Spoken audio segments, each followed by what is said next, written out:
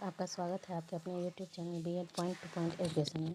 Friends, आज हम देखेंगे कोर्स 6 जो कि जेंडर स्कूल एंड सोसाइटी नाम है। इस पूरे ही सब्जेक्ट में जेंडर से रिलेटेड सारे टर्म्स को देखा जाता है कि किस तरह से जेंडर है, जेंडर बायस होता है, समाज में कैसे इक्वलिटी आएगी, लड़के लड़कियों का भेदभाव कैसे हटाना है। टोटल यही इसमें जानना है। तो इस चैप्टर को ज़्यादा लंबा नहीं लेंगे, सिर्फ 1-2 क्वेश्चन में ही सारे चैप्टर को इस टर्म को कंप्लीट कर लिया जाएगा।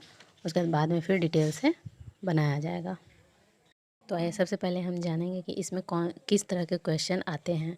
तो जनरली इसमें क्वेश्चन आएगा कि meaning of gender, concept of gender या फिर टाइप्स ऑफ जेंडर, यही सब क्वेश्चन आएगा। तो अगर इस तरह के क्वेश्चन हैं तो इनका जवाब हम किस तरह से देंगे ये जानते हैं। इस वीडियो के अंदर आपको एक एग्जाम्पल के द्वारा पूरा कंसेप्ट क्लियर करवाया जाएगा कि एक जेंडर क्या होता है। जो हमारा पेपर है ये कोर्स 6,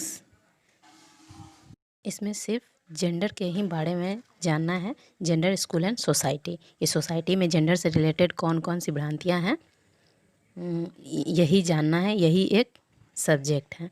तो यह पढ़ने का मतलब है कि ये इस पेपर को पढ़ने का एक ही मकसद है कि यह जानना चाहता है कि आपकी थिंकिंग क्या है, आपका परसेप्शन क्या है जेंडर को लेकर। वो चेक करना चाहते हैं कि आप इसके बारे में अपनी क्या सोच रखते हैं, क्योंकि हर किसी का अपना अपना व्यू होता है। तो आइए हम जानते हैं कि पेपर को कैसे हम अटेम्प्ट करेंगे एग्जामिनेशन में। मैं आपको बिल्कुल बिल्कुल सिंपल लैंग्वेज में जेंडर को समझाती हूँ। आपने अपने लाइफ में 2 टर्म सुना होगा, पहला सेक्स और दूसरा जेंडर। बहुत सारे लोग ऐसे हैं जो सेक्स और जेंडर को इंटरचेंजेबली यूज करते हैं, पर मैं यहाँ आपको एक बात क्लियर कर दूँ कि जो टर्म है सेक्स, यह एक बायोलॉजिकल कैरेक्टरिस्टिक्स है जो मेल और फीमेल को नेचुरली, प्राकृतिक रूप से या कुदरती रूप से अलग करता है। इसमें सिर्फ वो फिजिकली एक दूसरे से अलग होते हैं, जो कि जन्म के साथ ही उन दोनों में डिफरेंस पैदा कर देता है। अब हम बात करेंगे जेंडर की। तो जेंडर एक ऐसा टर्म है जो सोसाइटी द्वारा क्रिएटेड है, सोसाइटी द्वारा बनाया गया टर्म है जेंडर। इसका यही सिंपल मतलब यही हुआ।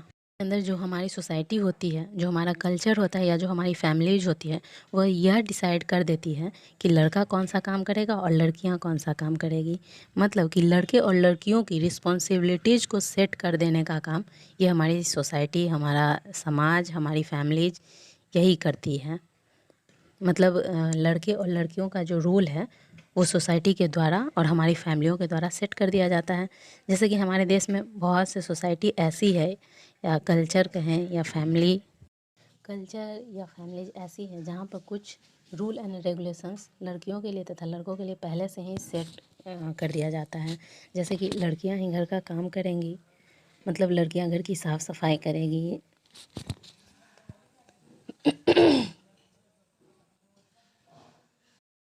झाड़ू पोछा करेगी, बर्तन साफ़ करेगी, कपड़े धोएगी। ये काफ़ी फैमिलियों में सेट होता है ये काम कि लड़कियां किचन संभालेगी। जैसे रोटी बनाना है तो वो सिर्फ लड़कियां ही बनाएंगी, सब्जी लड़कियां ही बनाएंगी। प्लस लड़कियों को, बच्चों को संभालने की भी जिम्मेदारी लड़कियों को ही दी जाती है। इसके अलावा भी बहुत सी ऐसी रिस्पॉन्सिबिलिटी है जो लड़कियों के लिए सेट है। जैसे कि बूढ़े माँ बाप की सेवा भी लड़कियां ही करेंगी।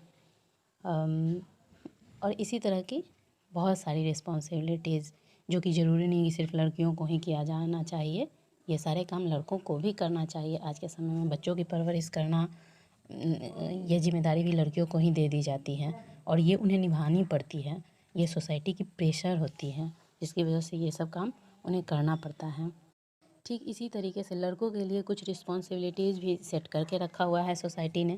जैसे घर के काम तो लड़कियां कर लेंगी, लेकिन बाहर के जितने भी काम हैं वो सभी लड़के ही करेंगे। घर का खर्चा भी लड़के ही उठाएंगे। मतलब कि जो पैसे हैं वो सिर्फ लड़के ही कमाएंगे, लड़कियां जॉब नहीं करेंगी। इसके साथ ही लड़कियों के का जो खर्च है वो भी लड़के ही उठाएंगे। तो ऐसा कोई रूल रेगुलेशन नहीं है, ये हमारी सोसाइटी द्वारा सेट कर दिया गया है। कुछ काम ऐसे भी हैं जो दोनों करते हैं, जैसे कि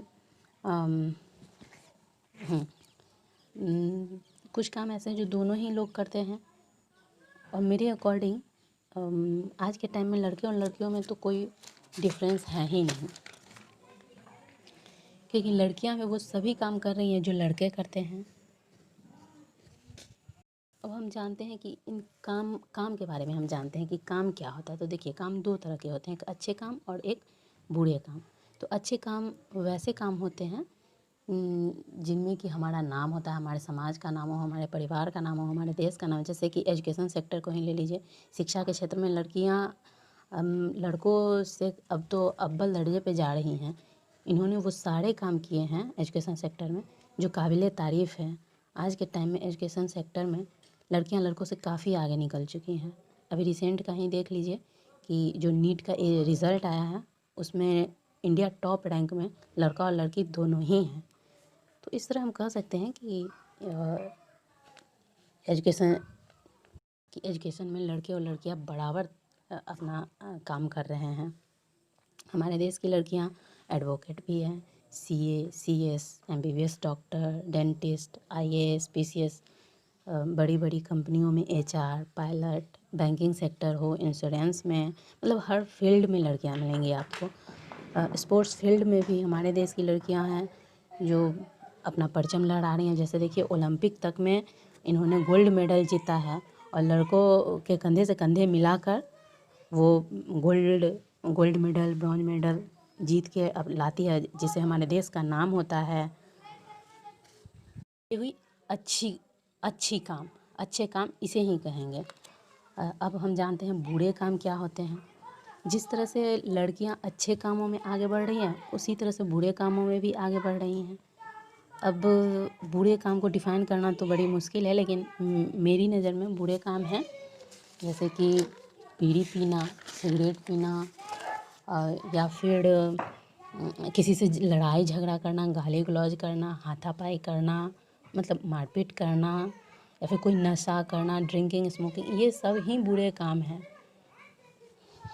तो इन कामों में हम देखते हैं कि लड़के तो करते ही करते हैं, उनके साथ लड़कियां भी ये सब काम कर रही हैं।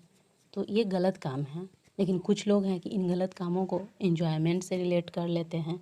जैसे महंगी दारू पीना, महंगी बियर पीना, महंगे क्लब में जाना, महंगा हुक्का पीना, ये सब उनको एंजॉयमेंट जैसा लगता है। इन चीज़ों को वे अपने स्टेटस से जोड़ लेते हैं। जैसे कि हम महंगा नशा करेंगे तो हमारा स्टेटस उतना ही बढ़ेगा, लेकिन ये सब गलत है।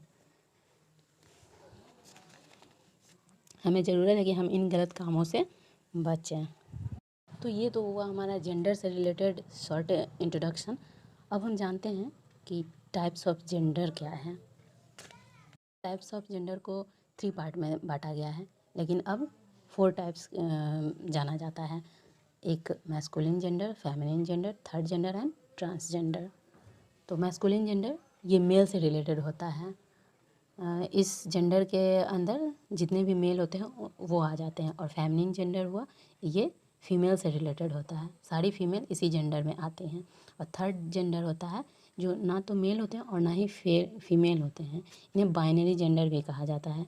ये रिप्रोड्यूस नहीं कर सकते हैं, या फिर इनको जेंडर अदर देन मेल और फीमेल कहेंगे इनको, थर्ड जेंडर को। और जो ये ट्रांसजेंडर होते हैं, होते तो मेल और फीमेल हैं, लेकिन अपने अपोजिट सेक्स को लाइक नहीं करते हैं। इनके अपने एटीट्यूड होते हैं, ये लाइक डिसलाइक इनके सब अलग अलग होते हैं। तो इस तरह ये gender, what is gender and types of gender का ये शॉर्ट वीडियो यहीं पे ख़त्म होता है।